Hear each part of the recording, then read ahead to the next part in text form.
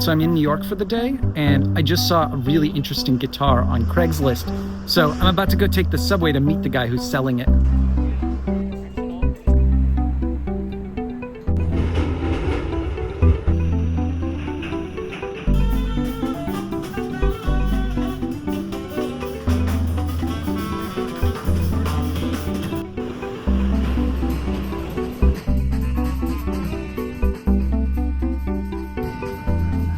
The seller wants to meet at Carnegie Hall. Well, not at Carnegie Hall. Right next door. What we have here is a classic spy scenario. Waiting outside the Russian tea room for some covert operative to show up. When he arrives, he'll hand me a mysterious instrument case and I'll hand him some cash. I tell him I'm a YouTuber and he asks me not to film him. Classic spy move. We each go our separate ways. Okay, I'm on a quiet street now. Let's take a look inside the case. So what is this thing anyway? Well, here's the listing. It's from the 60s. It's a brand I've never heard of. I bought it because it was cheap and weird looking, and because the seller said it's a bit broken. And who doesn't love broken things? I can't wait to get it home and try it out. Okay, it's been a few days and I am back in Philadelphia. A few things to note about this guitar. First, the body is covered in vinyl, like the kind you might find on the seats of a diner.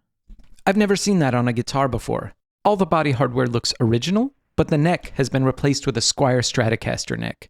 Okay, let's try this out with an actual amp.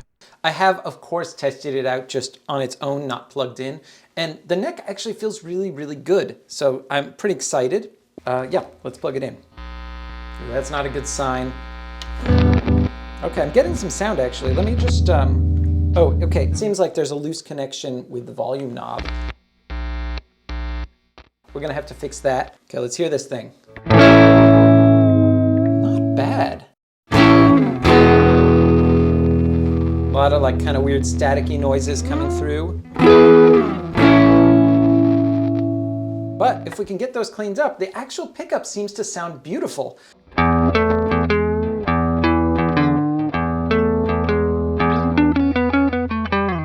Okay, so what actually needs to be done to this guitar? For starters, we're only getting sound out of one pickup, the neck pickup. I don't know if there's something wrong with the other one or if it has something to do with the pickup selector switch.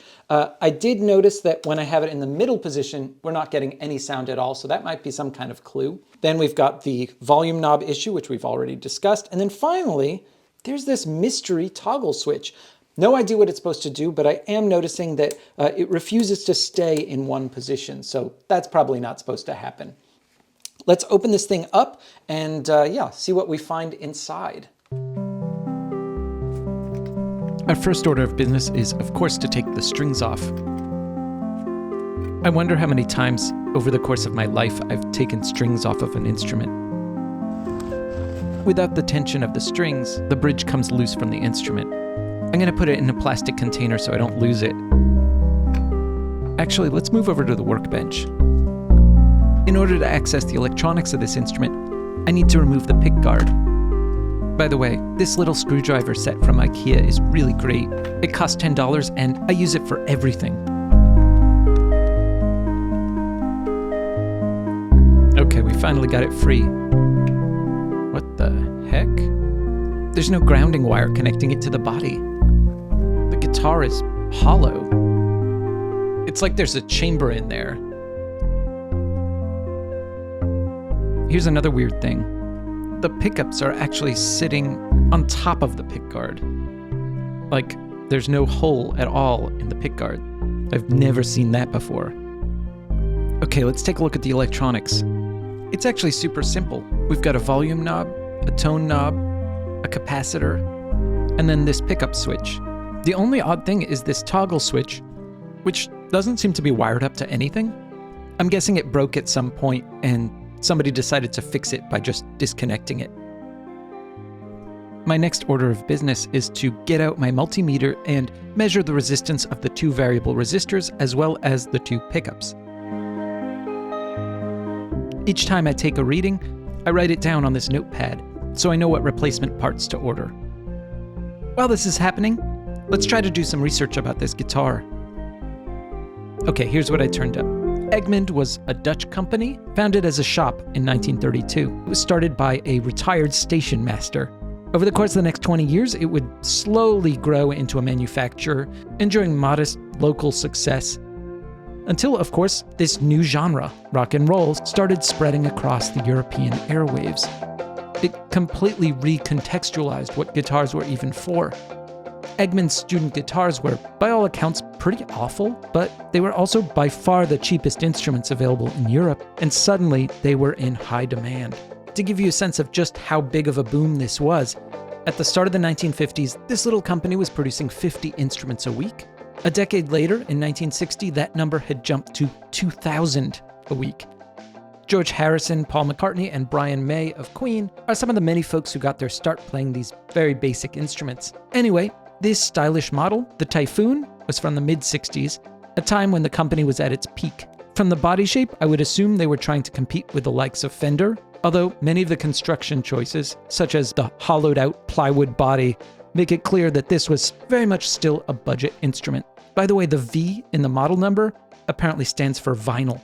By the mid-70s, Japanese and Korean manufacturers had cornered the super cheap guitar market, and Egmond just couldn't compete. The company finally went bankrupt in 1983. So that's how come we almost never hear about them anymore. By the way, I want to thank Hans Gattu for doing such a wonderful job of documenting the Egmond story. Almost everything I learned about these instruments came from his website. Okay, let's get back to our instrument. I've plugged the guitar in, and I'm definitely able to reproduce the buzzing right here on the table. Since I don't have a replacement part on hand, I'm hoping that I can just fix the knob that's already there. To that end, I'm spraying contact cleaner into the barrel of both knobs. Wait, it actually seems to be helping. Yeah, the hum is gone. I think this is the first time deoxidizing has actually worked for me. I mostly just do it out of superstition. Okay, I'm gonna put this knob back together, and then we can move on. I'm gonna do my best to clean up this body. Of course, this guitar polish is really meant for wood, not diner seats. I should probably be using Windex. Let's open up this tailpiece so we can see what's inside. It's pretty basic. The main surprise here for me is that that internal cavity extends all the way to the tailpiece area. I'm going to take this opportunity to blow some compressed air into the assembly and do my best to clean the inside of the instrument. Most electric guitars have a grounding wire that connects to the bridge. This helps reduce buzz. For some reason, the Egmond doesn't have this, so I'm adding one in now. Next, let's focus on the pickups. The neck pickup on this thing sounds fantastic. In fact, it's by far the best thing about this instrument.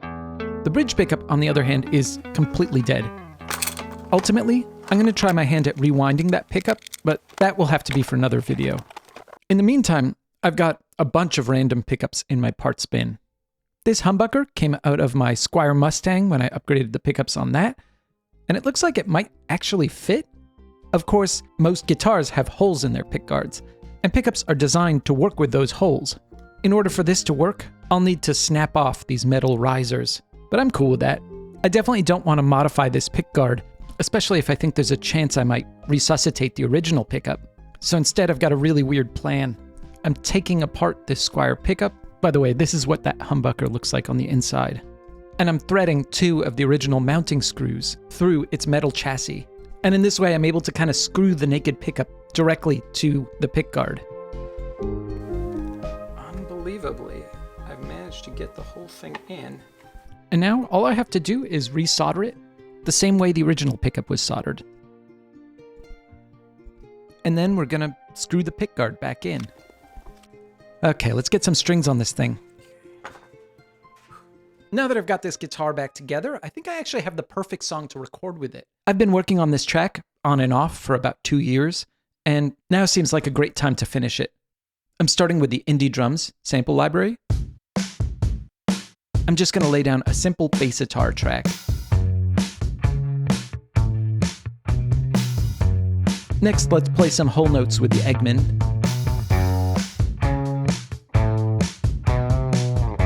And I'm going to lay down a second track where I'm playing chords. I've mic'd it up, so I'm basically using this thing as an acoustic. And finally, some vocals. Tall ships crashing in the night to seize the day. Loose lips drink the desert dry and eat your cake. I think it works. Should we try it the humbucker?